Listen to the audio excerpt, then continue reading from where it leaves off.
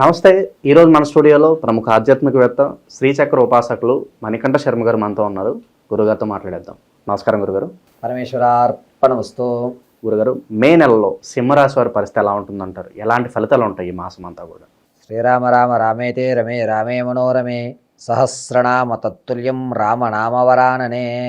శ్రీరామపాదార్పణమస్తు.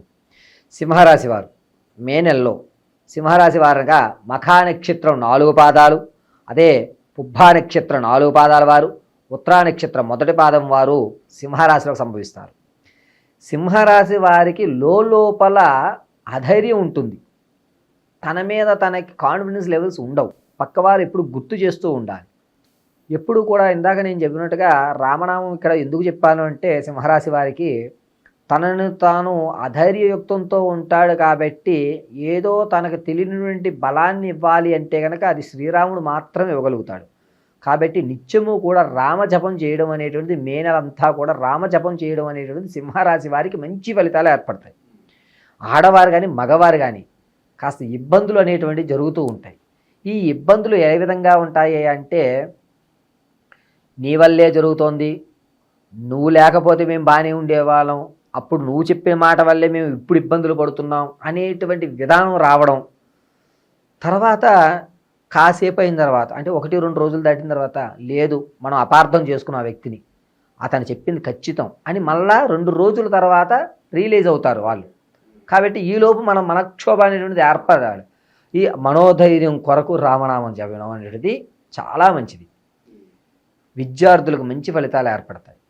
ఉద్యోగులు ఒక స్థానం అనేటువంటిది మారుతుంది. మీ శ్రమకు తగ్గ గుర్తింపు అయితే మాత్రం ఖచ్చితంగా మే నెలలో జరుగుతుంది. ప్రమోషన్లు కావచ్చు, శాలరీలు ఇంక్రిమెంట్ ఒక చోట కానీ, లేకపోతే ఆర్థిక పరంగా నిలబడేటువంటి అవకాశం కూడా వీళ్ళకి ఏర్పడుతుంది.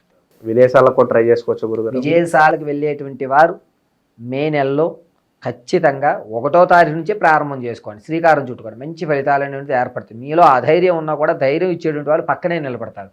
ఏం కాదు నువ్వు పెట్టిన చూసుకుంటానులే అనేటువంటి ధైర్యం ఇచ్చేవాళ్ళు పక్కనే వస్తారు. కాబట్టి విదేశాలకు వెళ్ళేవారు 1వ తారీఖునే శ్రీకారం చుట్టుకోండి.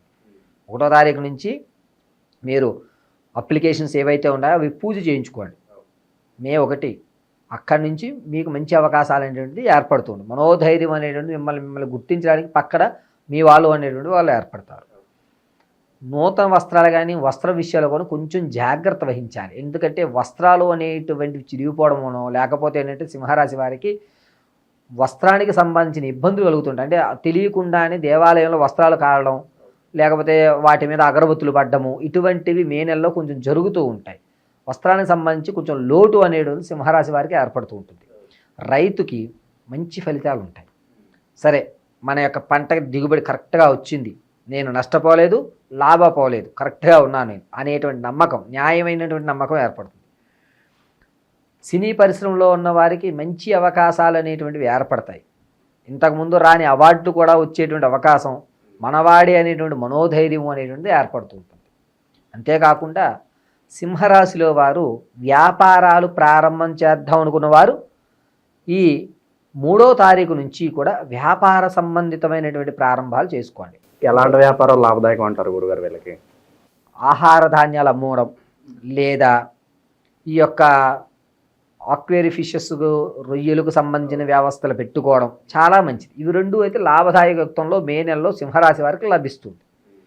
పైగా రాజకీయంలో ఒక మాట పెరగడము, సరే మిమ్మల్ని నమ్మొచ్చామండి అనగా నేను చేస్తానని మనోధైర్యం వాళ్ళకి కలగజేయడము, మీకు అనూహ్యమైన స్పందన రావడం అనేది సింహరాశి వారికి జరుగుతూ ఉంటుంది. అంతేకాకుండా సింహరాశి వారి ఆరోగ్యాన్ని దగ్గరికి వచ్చేసరికి మెడ దగ్గర వ్యవస్థను కొంచెం కాన్సన్ట్రేషన్ చేసుకోండి. ఈ మెడ నరాలు లాగడం అనేటువంటిది జరుగుతూ ఉంటుంది. 12వ తారీఖు సోమవారం, పౌర్ణమి, స్వాతి నక్షత్రోక్తం. సింహరాశి వారు ఏదన్నా లక్ష్మీదేవి దేవాలయానికి కానీ, లేదా శ్రీమన్నారాయణుడి దేవాలయానికి కానీ వెళ్ళి నారాయణుడి పాదాల దగ్గర తులసి దళాలతో అర్చన చేసుకోవడం, లక్ష్మీదేవికి పద్మాలతో, కమలాలతో పూజ చేయడం అనేటువంటి చాలా మంచి ఫలితం ఏర్పడుతుంది. నేనున్నాను అనేటువంటి ధైర్యం నారాయణుడు కేవలం కలగజేస్తూ ఉంటాడు. కావున నారాయణ దేవాలయం 12వ తారీఖు సోమవారం దర్శనం చేయడం చాలా మంచి ఫలితాలు అనేటువంటివి కనబడుతూ ఉంటాయి. ఇక గురుగారు వీళ్ళకి ఆకస్మిక ధనప్రాప్తి లాంటిది ఏమన్నా సూచిస్తున్నాయేమన్నా? ఇంతకు ముందు కోర్టు వ్యవస్థలో ఏదైతే ఉందో నాకు రాదు, ఇది మన వల్ల కాదు అనేటువంటిది ఏదైతే ఉందో అదైతే వస్తుంది. ఖచ్చితంగా అది వచ్చేటువంటి అవకాశం సింహరాశి వారికి మెండుగా కనబడుతుంది మే నెలలో.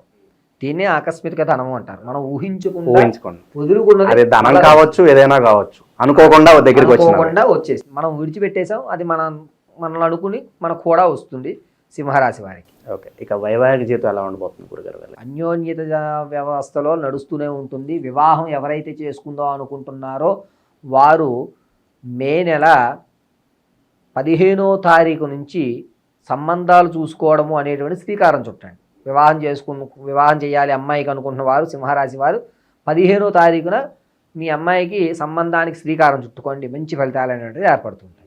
వీళ్ళకి శత్రువుల నుంచి ఇబ్బంది ఏమైనా కనిపిస్తున్నా గురుగారు? అంటే కనబడిన శత్రువులు కావచ్చు. వాస్తవానికి సింహరాశి వారికి ఎప్పుడూ శత్రువు పొంచే ఉంటాడు.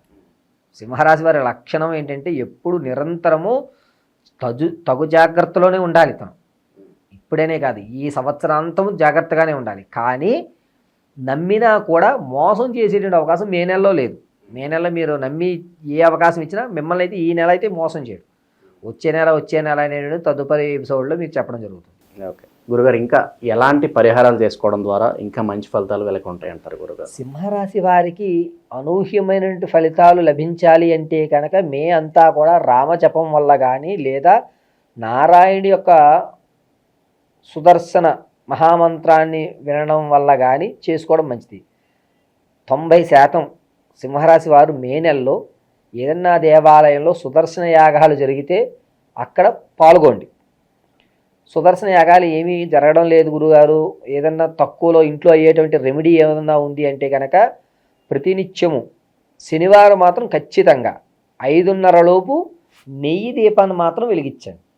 తులసి దళం ప్రతినిత్యము మీ యొక్క దేవుడి మందిరంలో ఖచ్చితంగా నారాయణుడి ప్రతిమ అయితే ఉంటుంది. ప్రతి ఒక్కరి ఇంట్లోనూ వెంకటేశ్వర స్వామి వారి యొక్క ప్రతిమ లేకుండా ఏ ఇల్లు ఉండవు. కాబట్టి నారాయణుడి పాదాల దగ్గర తులసి దళం పెట్టండి. మే అంతా కూడా పెట్టడం వల్ల మంచి ఫలితాలు అనేటువంటి పొందే అవకాశం కలుగుతూ ఉంటుంది. గురుగారు, అలాగే ఆ యాగంతో పాటు విశేషంగా ఉన్న దానాలు కూడా చేసుకుంటే సింహరాశి వారు మినుములు దానం చేయడం కొంచెం మంచి విషయం. మినుములు దానం చేయడం వల్ల వారికి మంచి ఫలితాలతో పాటుగా తన్ను ఎవరైతే మోసం చేద్దాం అనుకున్నా వాళ్ళ మనసులు కూడా మారే అవకాశం కనబడుతూ ఉంటుంది. ఈ మినుములు దానం అనేటువంటిది శనివారం రోజున దానం యుక్తం చేయండి. దానంతో పాటు బ్రాహ్మణుడు కూడా తగు దక్షిణ ఇచ్చి దానం చేయండి. గురుగారు ధన్యవాదాలు. పరమేశ్వరార్పణమస్తు.